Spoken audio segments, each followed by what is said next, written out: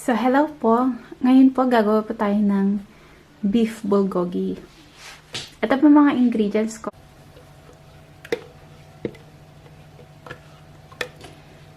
Mas maganda po pag mas red pa siya. Kaso, kailangan nyo ng mas maraming red pepper paste. Ito po yung mga gagamitin ko para sa bibimbap natin. Meron po tayong spinach dito.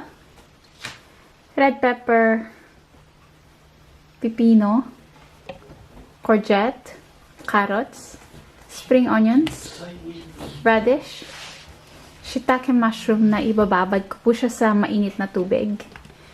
Meron din tayong sauce doon. Tapos itong kimchi. Tsaka itong itlog, optional siya. Pero mas masarap talaga siya pag nasa bibimbap natin. So, lalagay ko na po yung shiitake mushroom tsaka yung mainit na tubig. Ibabad lang po natin ng at least 5 minutes para lang lumambot siya kasi matigas siya eh. Hiwa-hiwain na lang po natin itong mga ito. Alisin lang yung dulo nitong radish.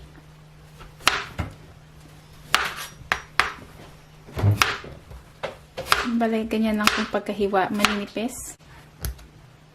Ito po yung courgette.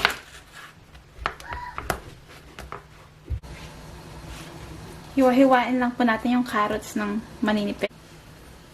Red bell pepper po. Balay, 1/4 lang nun. So, iluluto na po natin yung mga gulay natin. Balay, dapat po separate siya na lutuin, isa-isa. Tapos, ito po yung grilling pan ko para sa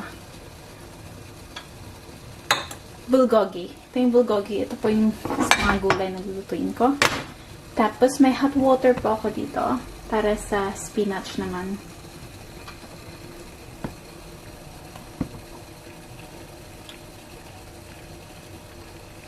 Punasan niyo lang po ng paper towel para hindi mag-transfer yung color ng niluluto niyo sa ibang vegetables.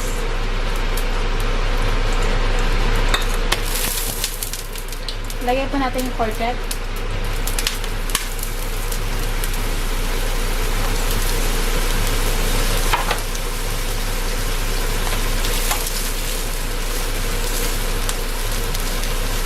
Five minutes din po yan.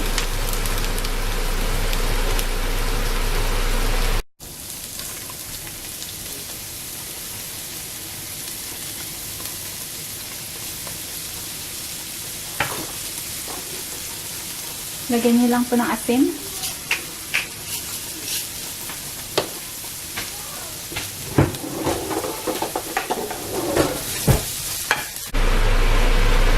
One teaspoon lang po.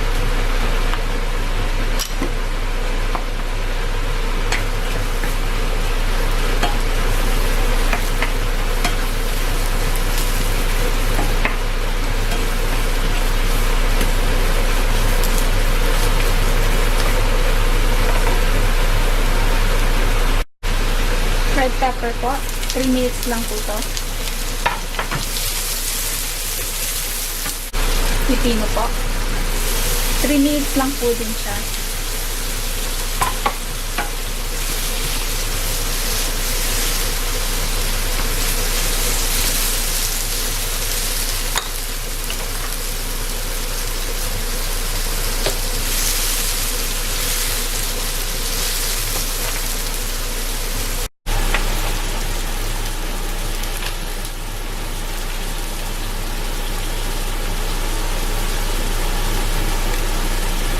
Ang bango po niyan.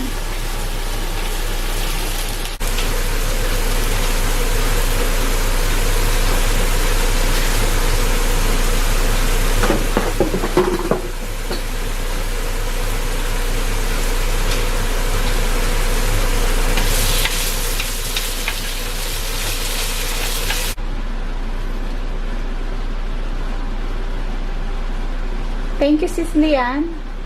Super yummy.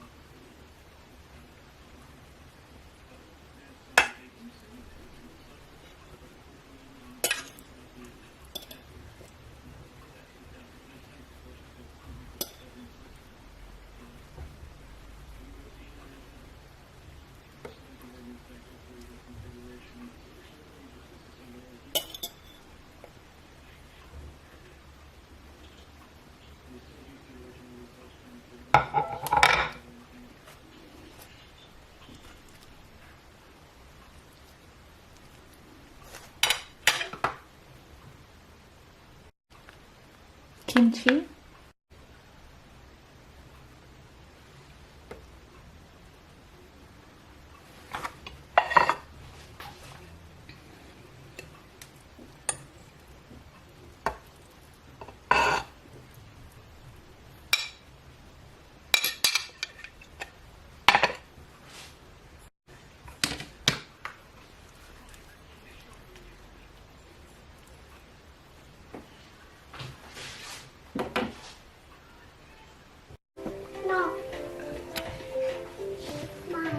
Ito na po yung finished product natin.